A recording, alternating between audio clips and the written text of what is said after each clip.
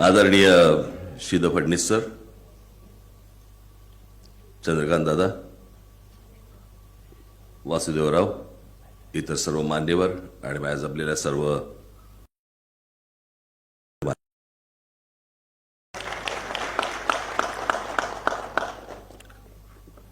माझी सरांच्या कुटुंबियांना माझी नम्र विनंती आहे की गेल्या गेल्या पहिली दृष्ट काढा.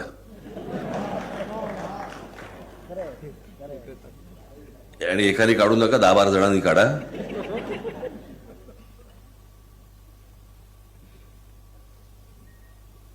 सर आज 99 पूर्ण आणि 100व्या वर्षात पदार्पण करतायत. असं कुठेही त्यांच्याकडे बघून जाणवत नाही. चंद्रकांत दादा जेव्हा मगाशी बोलत होते, शिदनकडनं आपण काहीतरी घेतलं पाहिजे. मला असं वाटतं तितक्या ताठ पद्धतीने सरकार जरी चाललं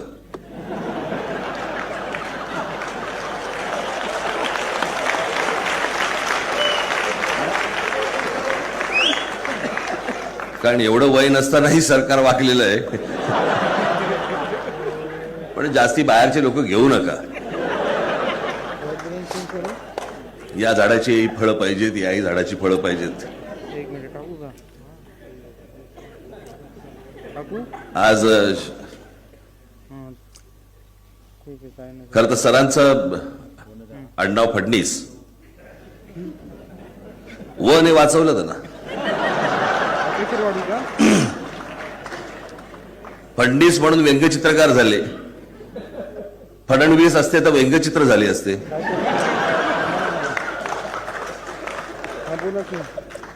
पण मला आनंद एका गोष्टीचा आहे, वयामध्ये खूप अंतर जरी असलं तरी मीही जे स्कूल ऑफ म्हणजे अप्लाइड आर्ट्सचा आणि सर देखील त्याच कॉलेजमधले आहेत.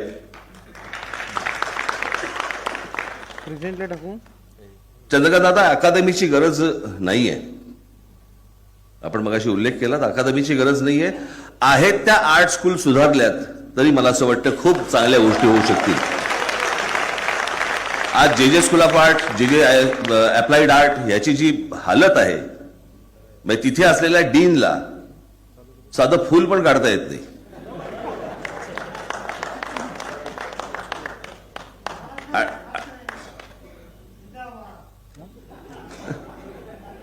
असो, पण त्यांना साधं फुलही काढता येत नाही. आता अशा प्रकारची लोक जर समजा आर्ट स्कूलमध्ये जायला लागली, उद्या अकादमी काढली, समजा व्यंगचित्रांवरती अकादमी काढली, शिकवणार कोण? कोणीच नाही. उद्या लता दिदींवरती जर समजा तुम्ही संगीताची अकादमी काढली, शिकवणार कोण? तो स्वर्गीय आवाज आणायचा कुठून?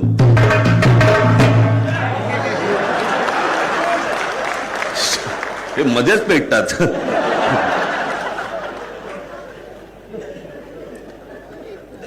आता याच्यानंतर मी भाषण बोलताना मी फक्त असं करेन की तुम्ही सुरू करा. अनेकांनी सरांचा अनेक पद्धतीने उल्लेख केला. शब्दांविना त्यांना मला असं वाटतं काहीतरी झाले, त्यांचे 8-8:30 वाजले असतील त्यांचे.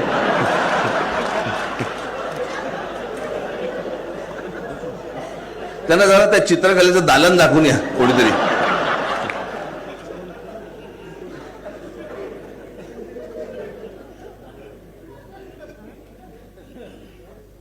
अनेकांनी अनेक गोष्टी सांगितल्या. शब्दाविना चित्र पासून ते अनेक गोष्टी सांगितल्या. माझी सगळ्यात महत्वाची गोष्ट जी सरांच्या चित्रांमध्ये दिसते ती मला सर्वांना सांगणं गरजेचं आहे. ते जे काढून ठेवलेलं आहे ना इतक्या वर्षांचं, ते सोपं नाही आहे. ते सोपं दिसतं, पण त्या प्रकारे सोप्या पद्धतीने चित्र काढणं, याच्यासाठी म्हणून रिअलिस्टिकचा आणि अनाटॉमीचा अभ्यास प्रचंड असला पाहिजे, तर ही गोष्ट शक्य होते, अन्यथा होऊ शकत नाही. सरांचं कोणतेही चित्र तुम्ही काढून बघा ज्याच्यामध्ये तुम्हाला सिम्प्लिफाईड दिसेल, पण कुठेही प्रपोर्शन चुकलेलं तुम्हाला दिसणार नाही. एखादा माणूस असेल, त्याच्या बाजूला जर स्कूटर असेल तर ते प्रपोर्शन त्यांचं करेक्ट असतं. ते सोपं असतं, पण ते कठीण आहे. आणि ते सहज होत नाही. त्याच्यासाठी एक वेगळ्या प्रकारची दृष्टी लागते, त्याच्यासाठी एक वेगळ्या प्रकारची एक काय म्हणू आपण त्याला एक प्रकारचं ऑब्झर्वेशन लागतं की काय बघायचंय त्यातनं. आता सरांनी मगाशी मगाशी उल्लेख केलात की सरांनी खूप साधेपणाने जगाकडे पाहिलं, आम्ही नाही पाहत. मगाशी आपण एका व्यंगचित्राचा उल्लेख केला, त्यावेळेला मला एक दुसरं व्यंगचित्र सुचलं. सरांनी ज्यावेळेला एक व्यंगचित्र केलं, आपण मगाशी म्हणालात की एक मांजर आहे, तिची पिल्लं आहेत आणि तिच्या बाजूला एक वात्सल्याचं एक त्या मांजरीच्या चेहऱ्यावरती एक वात्सल्य आहे आणि त्याच्यात एक उंदीर पण पितोय दूध. मी आज जर समजा मी ते व्यंगचित्र करायला घेतलं तर मी दाखवीन मांजर तिथेच आहे, पिल्ल अंगावरच्या पट्ट्यांमुळे भांडतायत, तू कोणत्या जातीचा, तू ह्या जातीचा का त्या जातीचा, आणि बाकी सगळी उंदरं फक्त दूध पित आहेत आणि ती मांजर म्हणजे महाराष्ट्र.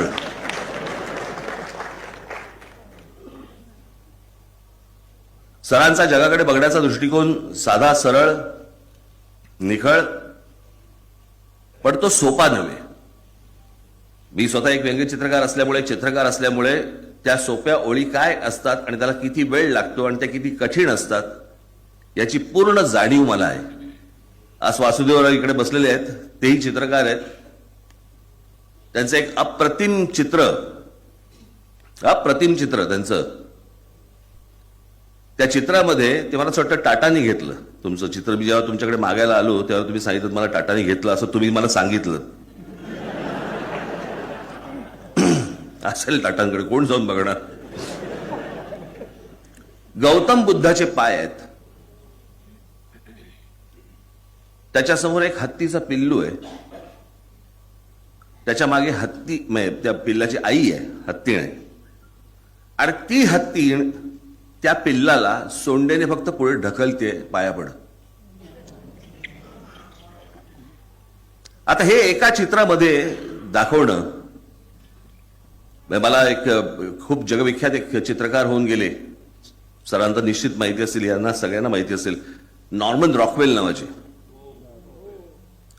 त्या नॉर्मन रॉकवेल त्यावेळेला सॅटरडे इव्हिनिंग पोस्ट नावाचं जे मॅगझिन यायचं त्याच्यावरची कव्हर ते करायचे.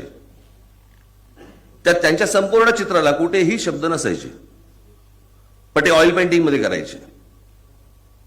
तसं एक त्यांचं शब्द नसलेलं पण अप्रतिम चित्र ते व्यंगचित्र नाही करायचे, चित्र. म्हणजे एक आपल्याकडे राजाबाई टॉवर सारखं एखादा, पण राजाबाई टॉवर खूप मोठा झाला, एक छोटा टॉवर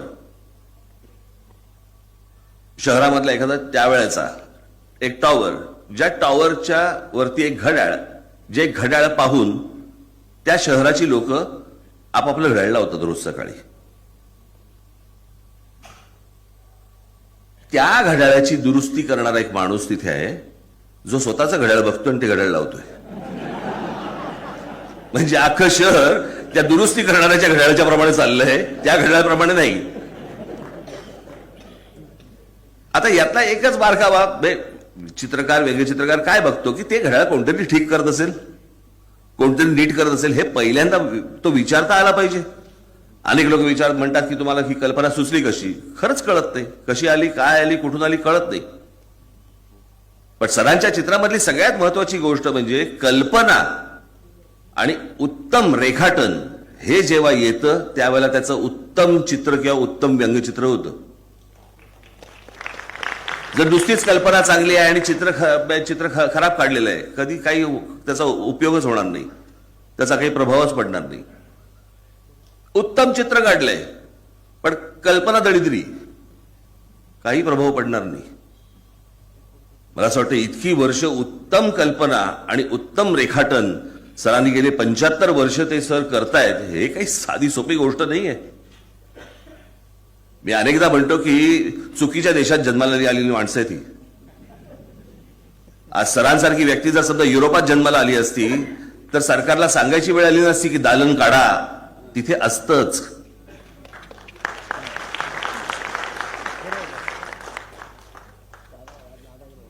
हे खास करून आपल्याला युरोपामध्ये दिसतं जास्ती करून. मी एकदा डेव्हिड लो यांची पुस्तकं आणायला गेलो होतो. लंडनला मला कळलं की एक दुकान आहे, त्या दुकानामध्ये डेव्हिड लोची पुस्तकं मिळतील. डेव्हिड लो म्हणजे जगविख्यात व्यंगचित्रकार, मोठे, कोण किती मोठे, तर ॲडॉल्फ हिटलरने ज्याला जिवंत किंवा मेलेला मायासमोर आणा असं सांगितलेला असा तो व्यंगचित्रकार. परत फिरून आले.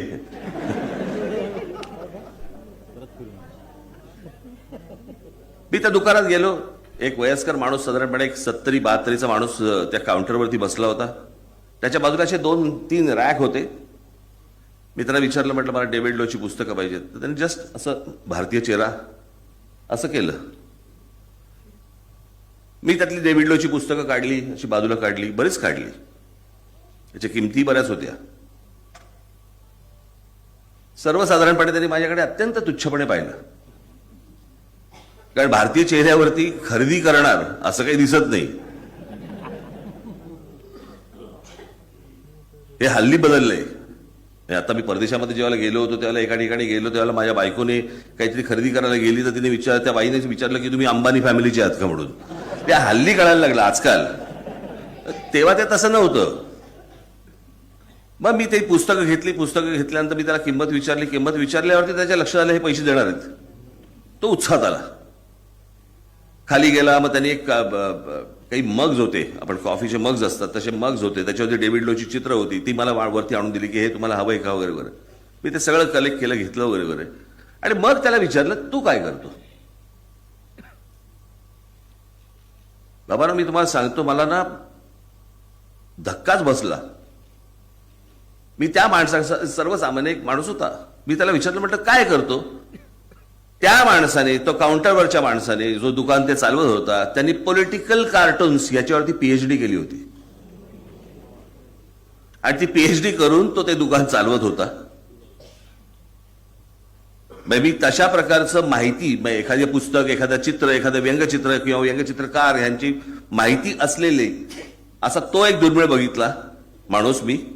आणि तसा माणूस मी पुण्यामध्ये फक्त एकच माणूस बघितला होता, ते म्हणजे आलूरकर, की जिकडे गेल्यावरती त्यांना सगळी गाणी माहिती असायची. कुठचं गाणं, कुठचं कॅसेट घ्या आणि कुठची सीडी घ्या हे त्यांना सांगायचंय. पण मला असं वाटतं अशी माणसं ही निर्माण व्हावी लागतात, ती होत असतात. त्याच्यासाठी काही इन्स्टिट्यूट उभ्या करायची आवश्यकता नसते. पण त्याच्यासाठी जे अगदी सुरुवातीचा ज्या गोष्टी लागतात, बेसिक जे ट्रेनिंग लागतं, मला असं वाटतं तेवढं ट्रेनिंग देण्यासाठी म्हणून मी चंद्रकांत दादांना सांगितलं की मी जे स्कूल ऑफ आर्ट सारख्या अनेक संस्था आहेत की ज्या जर समजा सुधारल्या, अनेक चित्रकार या महाराष्ट्रातून पुढे भविष्यामध्ये निर्माण होतील. सरांकडे ज्या वेळेला तुम्ही बघाल, सरांची चित्र ज्या वेळेला तुम्ही बघाल, त्यावेळेला आहे ते रेखाटण्याच्या मागे लागू नका. ते कसं रेखाटलं असेल याचा विचार करून तुम्ही त्याचा अभ्यास करून रेखाटायला सुरुवात करा. व्यंगचित्र ही चित्रकलेतली शेवटची पायरी आहे, पहिली पायरी नव्हे. पहिली अॅनाटॉमी आहे, रिअलिस्टिक आहे, आणि शेवटची पायरी ही व्यंगचित्र आहे. म्हणून मला असं वाटतं कुठच्याही व्यंगचित्रकाराला मागे लागताना, खास करून सरांसारख्या, की त्याचं इतकं सिम्प्लिफाईड पद्धतीने ज्या प्रकारे सरांनी आजपर्यंत चित्र उभी केलेली आहेत, हे सोपं नव्हे. त्याच्यासाठी मला असं वाटतं येणाऱ्या पुढच्या पिढ्यांनी, पुढच्या सगळ्या तरुण लोकांनी, तरुणींनी मला असं वाटतं रिअलिस्टिक आणि अॅनाटॉमीचा अभ्यास करून सरांच्या चित्रकलेच्या आणि व्यंगचित्रांच्या मागे लागावं, अशी मी प्रार्थना त्यांना करीन. सर, आज आपण 99 वर्ष पूर्ण करतात, 100व्या वर्षात पदार्पण करतात. आपला हात थांबू देऊ नका, एवढी फक्त मी आपल्याला आज या सर्वांच्या साक्षीने विनंती करीन. भविष्यातल्या येणाऱ्या पिढ्यांना अजून तुमच्याकडनं तो सगळा काय म्हणू, त्या प्रकारची चित्रकला, त्या प्रकारची व्यंगचित्रकला, त्या प्रकारचं ज्ञान तुमच्याकडनं मिळो, अशी एक आशा अपेक्षा बाळगतो आणि आपणा सर्वांची मी रजा घेतो. धन्यवाद. जय हिंद, जय महाराष्ट्र.